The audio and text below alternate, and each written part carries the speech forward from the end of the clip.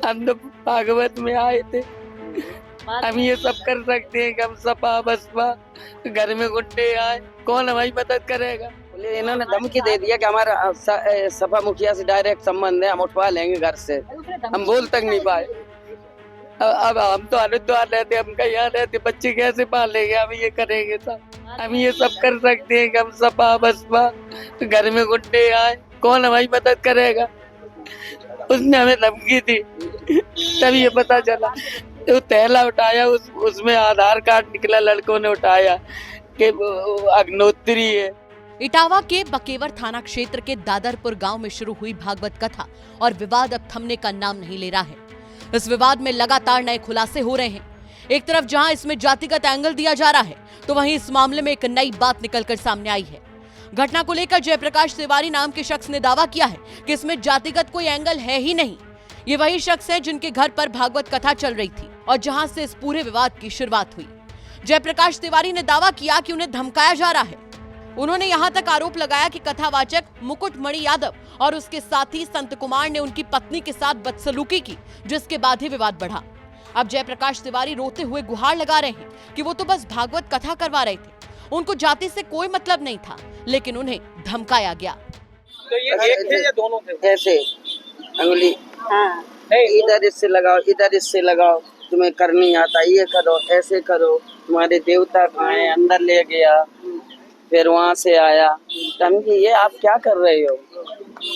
तो बोला ये कुछ नहीं है, तो हम स्वामी हैं और वो भागवताचार हैं, हमारे तो लोग पैर धुलते हैं, हमारा टच करने से कुछ नहीं होता है। लेकिन ये जो बात थी कि यादव जाति के, इसलिए ऐसा उनके साथ नहीं काटने वाली बात नहीं, हमें सन्यासी और आचार की कोई जात नहीं होती है, कोई भी हो, जिससे कोई लेना ही देना नहीं था।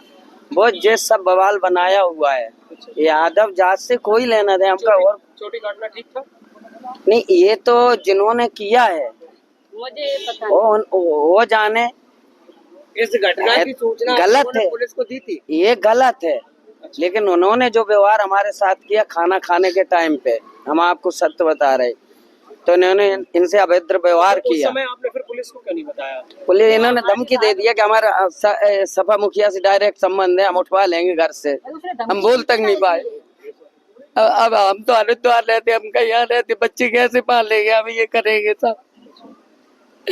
हम तो भागवत में आए थे, हम ये सब कर सकते हैं कि हम सपा बसपा घर में गुंडे आए, कौन हमारी मदद करेगा।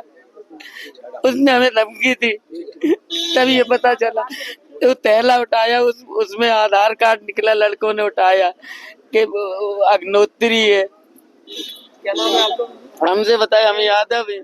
बता दें कि दादरपुर गांव की भागवत कथा अब महज धार्मिक आयोजन नहीं रही, बल्कि एक ऐसी घटना बन चुकी है जिसमें जाति पहचान, सामाजिक सम्मान और महिला के शारीरिक शोषण जैसे गंभीर मुद्दे आपस में उलझ गए हैं। कथावाचकों द्वारा लगाए गए आरोपों के मुताबिक उन्हें सिर्फ यादव जाति का होने के चलते अपमानित किया गया, चोटी बाल काटे गए, नाक रगड़वाई गई और अमानवीय व्यवहार किया गया। उनका कहना था कि ब्राह्मणों के गांव में कथा कहने के अपराध की ये सजा उन्हें दी गई है। अब वीडियो सोशल मीडिया पर तेजी से वायरल हुआ और इसे जातिगत भेदभाव का प्रत्यक्ष उदाहरण बताया गया। अब दोनों पक्ष एक दूसरे पर गंभीर आपराधिक आरोप लगा रहे हैं। एक तरफ कथावाचकों को सामाजिक अपमान और जाति हिंसा का शिकार बताया जा रहा है, तो दूसरी तरफ कथावाचक पर ही महिला के साथ अश्लील हरकत और धमकी देने का आरोप सामने आया है। वहीं इस मामले पर वरिष्ठ पुलिस अधीक्षक ब्रजेश कुमार श्रीवास्तव ने कहा कि पीड़ित महिला की बात को गंभीरता से सुना गया है। पहले कथावाचकों की ओर से जो तहरीर दी गई थी, उस पर भी मुकदमा दर्ज है। पूरे मामले की निष्पक्ष जांच चल रही है। जो भी तथ्य सामने आएंगे, उनके आधार पर सख्त कार्रवाई की जाएगी।